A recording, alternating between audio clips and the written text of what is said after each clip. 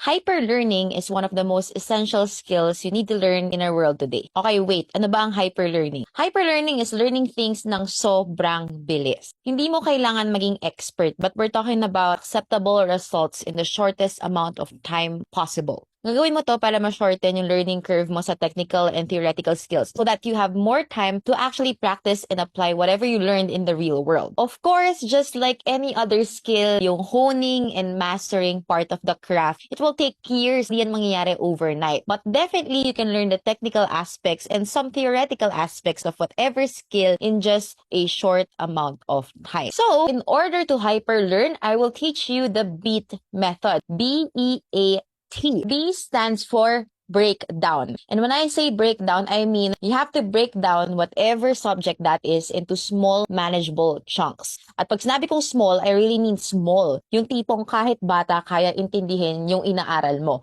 Ganun ka-small. E stands for essentials. The biggest misconception about mastery is people think that masters know everything. In fact, masters know kung ano dapat i-drop at kung ano yung dapat i-keep. In the same way, what we're trying to do here is yung breakdown mo na maliliit na bagay, babawasan mo pa yan. Ano ba dyan? Kailangan mo lang talaga. Keep those and everything else, itapon mo na. A stands for application. Ngayon, paano mo siya i-apply in real life? Syempre, hindi pwedeng nasa utak mo lang siya. Kailangan i-practice mo talaga yung inaral mo. Because when you do so, you will make a lot of mistakes. And when you make mistakes, you will progress faster and faster and faster. And lastly, T stands for teach. The fastest way to learn is to teach. Kung gusto mo i-test kung ano na yung level of mastery mo sa isang bagay, kailangan ituro mo siya sa isang outsider. This can be a friend, a younger sibling, anyone na walang alam doon sa inaral mo. Kung kaya mong pasimplehin at paintindihin ito sa kanila, kahit na wala silang alam about it, then you already have a good grasp of that subject. Pero kung masyado pa rin siyang complicated, marami ka pa rin tsetseburetsa dyan, then hindi mo pa siya na ma-master masyado. BEAT method, B-E-A-T.